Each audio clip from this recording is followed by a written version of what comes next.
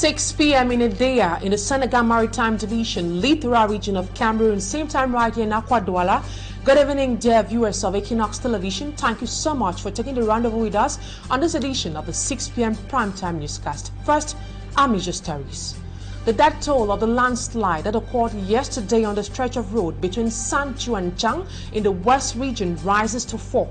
At least 40 persons are reported missing. The governor of the West region, Awafonka Augustine, reveals that the incident has completely cut off circulation along the stretch. Away from that, we'll tell you how the celebration of President Paul Biya's 42-year reign, marred by sad memories as inhabitants of a Beko village in Mamfe, Southwest region, hold an ecumenical service in honor of the 26 persons who were burned to death while asleep by unknown armed men. 1 year after the unfortunate incident, a reporter went on a fact-finding mission in a Beko village where he'll be giving us fresh updates on how the town looks like 1 year after that unfortunate incident.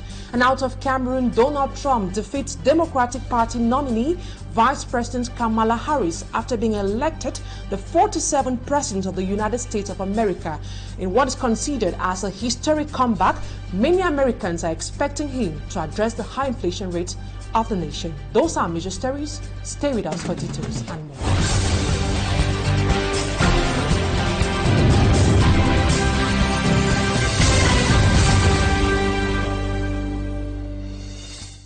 Once more, thank you so much for choosing Equinoxe Television for presentation. I am Immaculate Fogwe.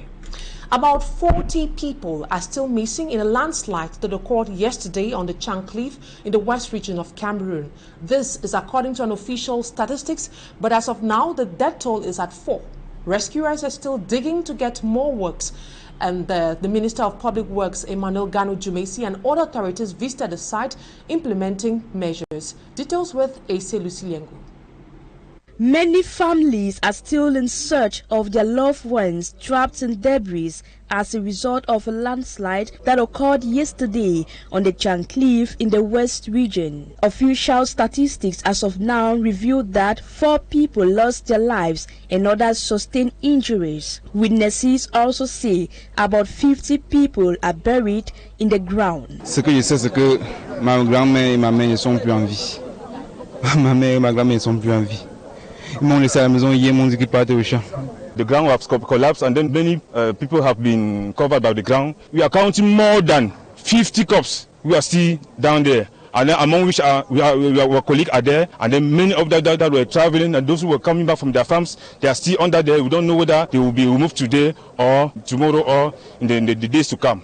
The Minister of Public Works was on the catastrophic landslide site. He highlighted urgent measures taken to ensure the safety of the population. I have decided to mobilize technical teams to conduct geotechnical studies and also a topographic study. The geotechnical study will indicate us what could be the cause of what we are facing and how should we then consequently anticipate. Emmanuel Ngannou Jumesi urges road users to ply the Kekem Bafang Strait. The governor took a serious decision yesterday already, indicating that the user of the route who supposes to pass through this way should from now onward take to the section of the route Kekem Banja. That section is under well maintenance, so we should respect all of us the decision already taken by the governor. I have reinforced that decision. Meantime, search operations continue for more bodies while injured persons are receiving medical attention at the Bafoussam Regional Hospital. A.C. Luciliengo reporting there. And now we take you straight away right here in the city of Douala, where a day after the sad incident at Government Bilingual High School Dedo, the governor of the Littoral region, Samodjini Vardiboa, visits the school to understand what transpired, causing the death of the Form 1 student. Speaking to the classmates of the deceased student, the governor urged them not to panic over the tragic demise. He also paid a condolence visit to the aggrieved families in Bonateke. We have details with Innocent Aze. The Chief Executive Officer of the Littoral Region, Governor Samuel Jodene Ivahadibois, early Wednesday visited Government's Bilingual High School Daido, where a Form 1 student died after being hit by an iron bar at the handball court while swinging on the pole. Warmly welcome, the staff took the governor and his entourage on the spot of the incident, where he was explained what happened that fateful Tuesday morning during sports and physical education exercise boycotted by the deceased students. From the handball court, the governor visited classmates of the deceased Form 1 student to pass a message of comfort to them.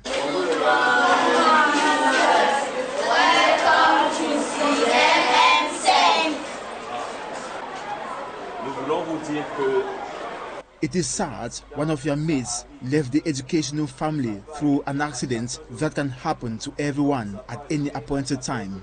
We are here to comfort you. Do not panic. It is the way of your classmates. Everyone has their way to depart from earth.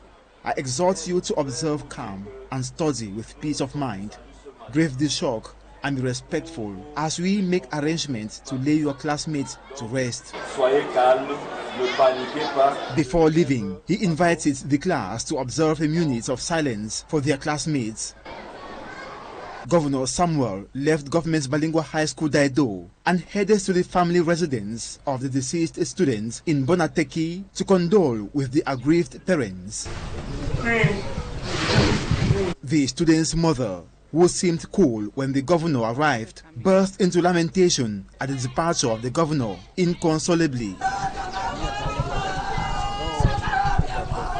Even the child's father is still devastated.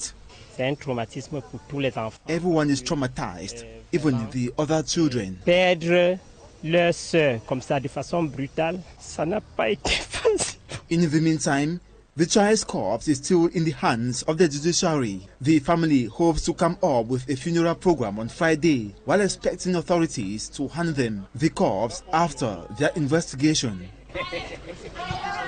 And may the souls of the faithful departed rest in peace. Now to our major lead story. The living conditions of victims of the Egbeko village massacre haven't changed 1 year after. The burnt houses are still in the same state. It should be recalled that 27 people died and 14 houses were burnt in an attack orchestrated by unknown armed men during an ecumenical service which was organized by elites of the village this November 6, 2024.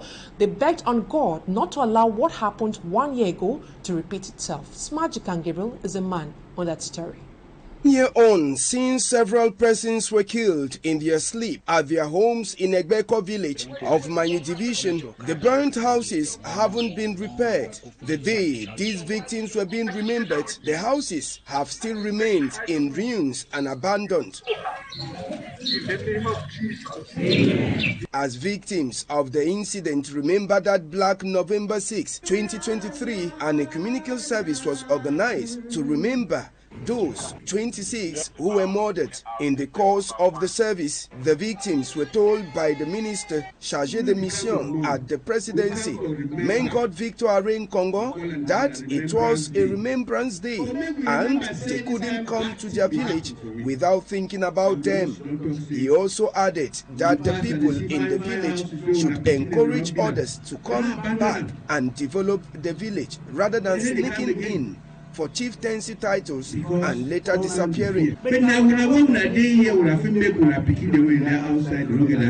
As a remembrance day, the pictures of some of the victims were displayed in a newly constructed roundabout at Egbeko village. This roundabout will be used as an effigy to remember the 6th of November 2023 incident. We just have to thank God for our life.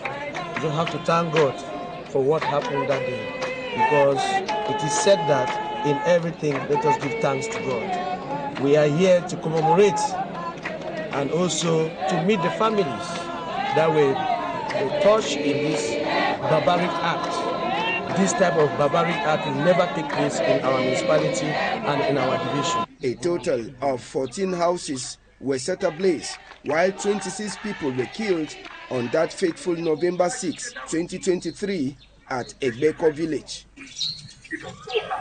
And now we talk something else. Health experts at the Douala General Hospital say Kidney patients would no longer have to miss their dialysis sessions because of absence of machines. Similar assurance to patients with diverse pathologies as they now stand to benefit standard medical care and services thanks to the modern structures and equipment.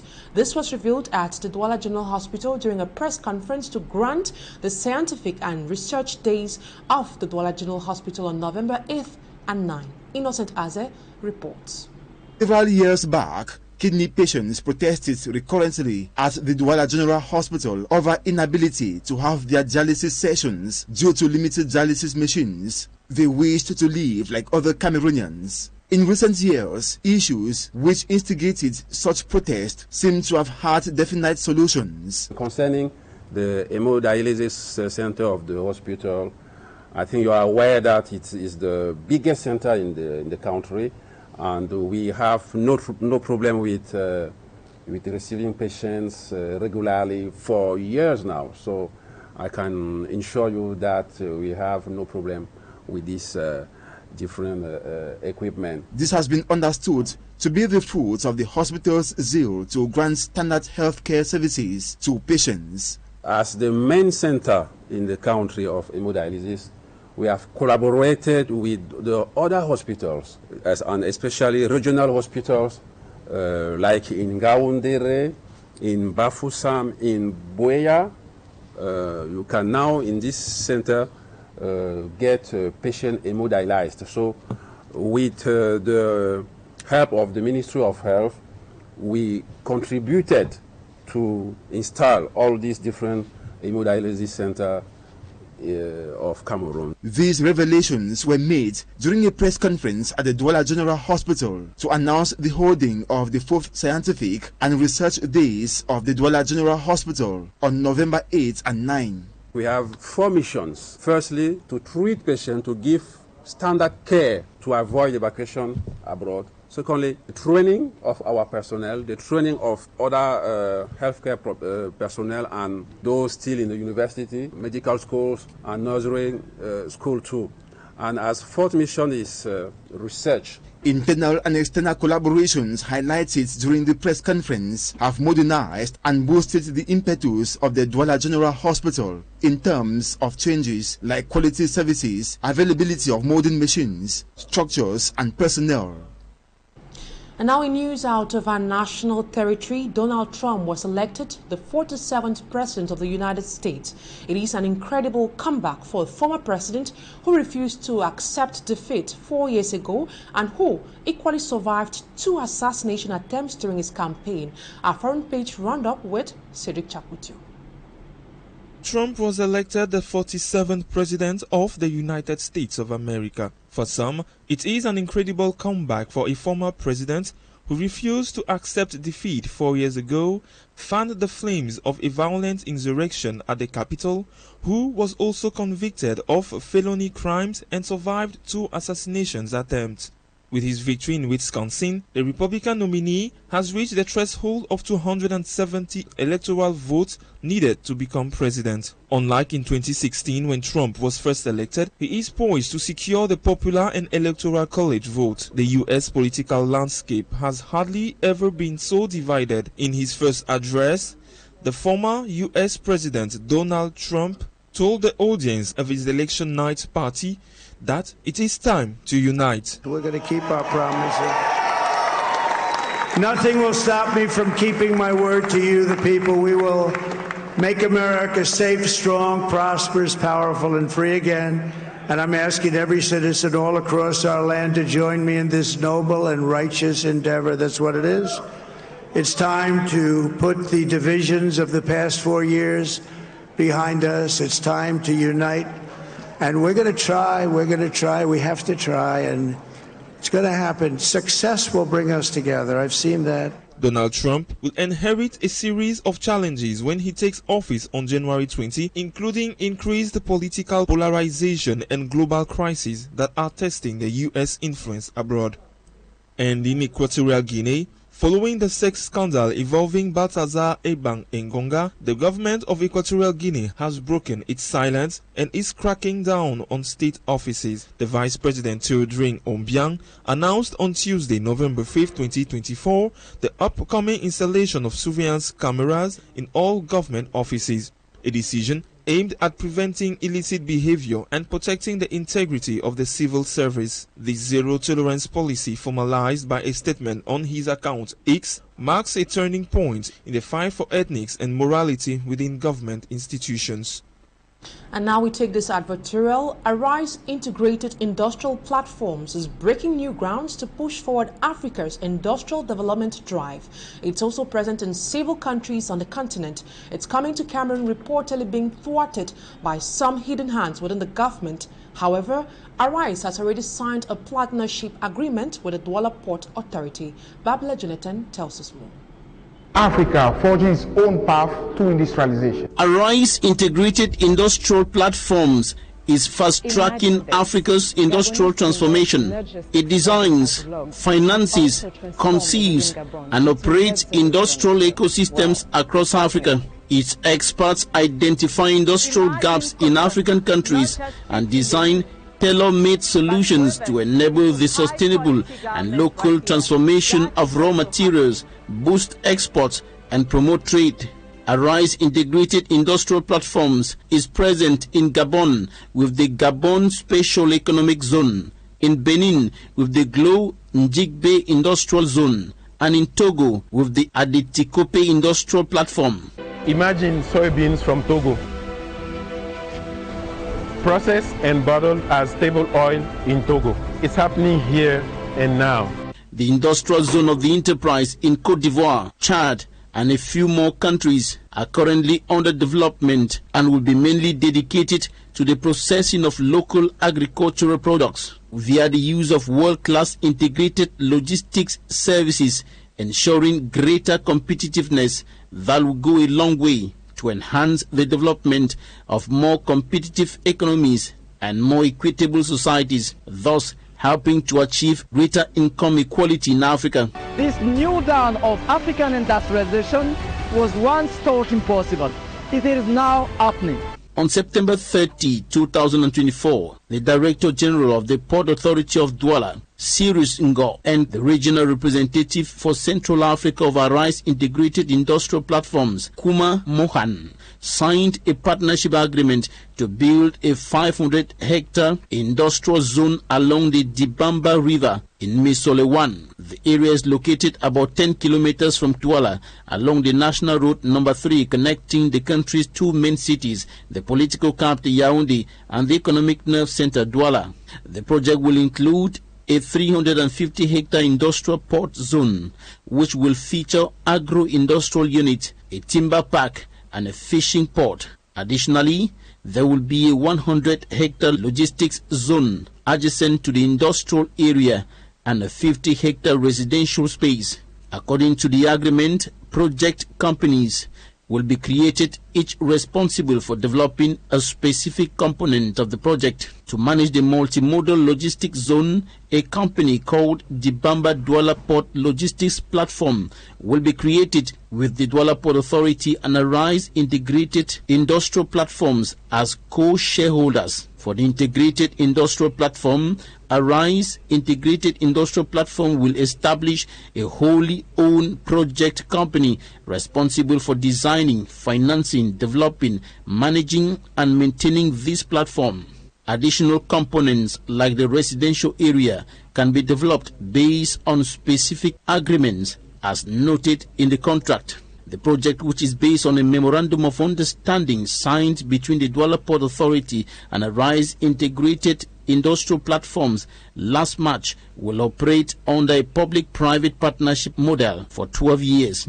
Arise Integrated Industrial Platforms will fully finance the project with about 230 billion francs CFA, excluding taxes. The first phase will focus on developing the multimodal logistics zone to the tune of 160 billion francs CFA, while the second phase will cover the integrated industrial platform at the cost of 70 billion francs CFA. While the project is still in its gestation phase, observers are raising concerns about alleged maneuvers within the government circle to hinder its implementation. The government is therefore urged to ensure the full and proper implementation of the project for the economic growth and well-being of the nation and her people.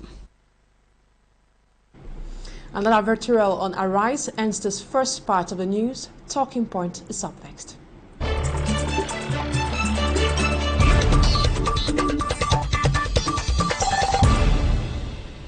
Today marks 42 years since President Paul Biya came to power, that is on the 6th of November 1982.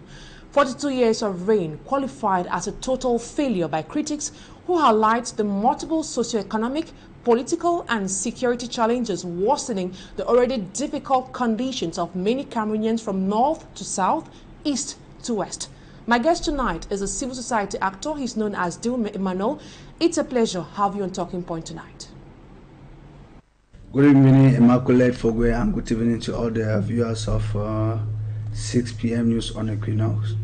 It will permit me to greet the American Embassy in Yaoundé, and by chance, any American who finds himself in Cameroon at this particular point in time today, and to say congratulations to the new president of America, and that the light of democracy continues to ring in that country, continues to shine in that country. And maybe in the course of your interview, we will have time to come back to that. Thank you. Yeah, before talking about the subject of the day, you just congratulated the new president of the United States of America, Donald Trump. What's your overall appraisal of the elections that just took place yesterday? Well, you know, this is a practical example of an advanced democracy.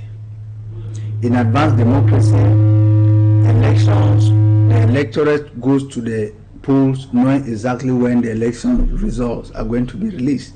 Not in our country, where elections are done and one person, an individual, has to decide when the results shall come out. This, like I said, is a practical example of an advanced democracy. The flaws might be there, but what we should underline is the timing of the release of the results. That's what matters to me. Seeing what happened yesterday, the 6th of November 2024 is a historic day for the American people, and equally the 6th of November 1982 is equally a historic date in Cameroon. President Paul Biya marks 42 years in power. What's your overall appreciation of his 42-year reign? Let's begin with his achievements first. Well, I think it would have been left for me to decide whether he has achievements or not. However, since you are the person questioning and I'm just the respondent, I will respond. 6th of November 1982 is the day that Mr. Biya came to power. And of course, we must be able to salute his courage to have been there for this long.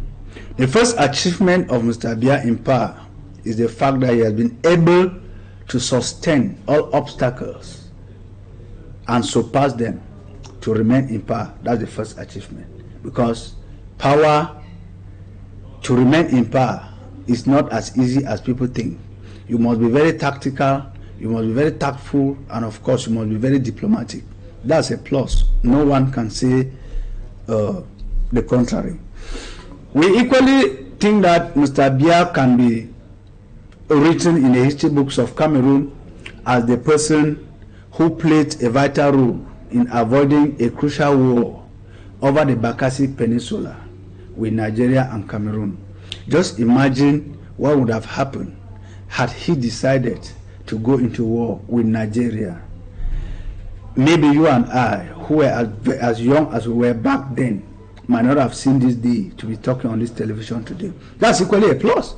And the recent plus that we can be talking about, we have a Cameroonian-born son, Philemon Yang, who is at the helm of the United Nations organization, that can be given credit to President Biya, because without his voice, without his accreditation, he wouldn't have had that opportunity to be at that level. That said, those are some of the summaries of achievements of Mr. Biya. And we can equally look at the academic level of Cameroon. When Mr. Biya came to Cameroon, we had 2 state universities. Today, we have at least close to 10 state universities, even though those universities are training 90% job seekers than job creators. It is also a plus. Now, you have talked about some of the things he has done for the nation. Let's now focus on some of his failures. What are they? Looking at 42 years seated there, enumerating what I just enumerated, cannot qualify him as others qualify as the God of Cameroon. Because let's ask ourselves, when he came to power in 1982, how was Cameroon politically? How was Cameroon economically? And how was Cameroon socially? I want to start with the political shape of Cameroon when he came to power. We all know that he never came to power through any universal suffrage. It was given to him on a platter of gold. And when we look at politics in Cameroon today, we have people, political prisoners in Cameroon, languaging in different prisons. And I'm asking myself, if between 1982, when the people were believed not to be too civilized, and 2024, when the people are believed to have become very civilized, a leader still permits that his opponents, political opponents, be sent to prison simply because of their political ideologies, because they don't agree, can that be attributed to failure or a success or an achievement? I say, politically, the president of Cameroon, Mr. Biya, has failed woefully. That's one. Two, when President Biya came to power, we believe that Cameroon was at the infant stage of democracy. And at the infant stage, a child is supposed to be growing. How mature is our democracy today when people cannot speak free? You people of the press, and some people will keep that there is freedom of press in Cameroon. But how free is that freedom? Because what we have in Cameroon, we have freedom of talking. We do not have freedom of press. That is to say, you can make the noise, you can talk, but you can never match your words with actions. That is equally a failure. Because if Cameroonians have been zombified to the level where they have been muted, they cannot talk today, it's simply because of fear. It's not because of likeness. Even those who go out to dance in the name of the President of the Republic, they are not happy. But politically, they have been muzzled. Now we look at the economic aspect of Cameroon. You and I know the inflation Cameroon has been going through today, which means economically, if we are scoring a mark, the president of Cameroon can be given a mark of 4.5 over 20, because 99% of Cameroonians are wailing in abject poverty. They are wailing in penury. Today, a common man is not very sure of seeing tomorrow, simply because the price of everything in the market has gone up. Is that an achievement? Still talking under the economic failures of Mr. Biya, we can all agree that before he came to power, the economic situation of Cameroon, though some people, the CPDM economists and some other sympathizers of the CPDM will tell you that the population has grown. And so when population is growing, there's bound to be hardship because economic demands are increasing. How far can that be true when we know that in the domain of corruption, embezzlement, Cameroon has a high mark, a trademark that can win a new currency in the world market in terms of corruption, investment. Because one man has decided to work with a group of persons whom to me I qualify as old classmates. Equally, President Binga came to power as a youth. Today he's no longer a youth. He has blocked all the channels that can permit the youth to get to leadership. Tell me one youth who holds a key position in the Cameroon government, coming to power as a youth, and today we have near ancestors ruling us. People barely walk.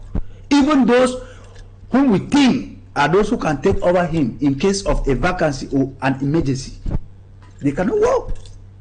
It means the youths have been muzzled to a level where the song they used to teach us that we are the leaders of tomorrow, we made the tomorrow, and we did not see the leadership seats to sit on. We are still living in a tomorrow leadership. So it is sad. And I think that to have led Cameroon for 2 years, and in 2024, people are still tortured, muzzled, imprisoned. A lot of Cameroonians are out of the country because of their opinions. It is not what we should term an achievement after 42 years, Immaculate. Thank you so much to Emmanuel for accepting my invitation, and due to time constraints, we'll be ending that interview at that level. Thank you, ladies and gentlemen, for always choosing Equinoxe Television. That's it for this edition of the 6 p.m. primetime newscast. Have a wonderful evening. See you tomorrow, same time, God willing. Bye-bye for now.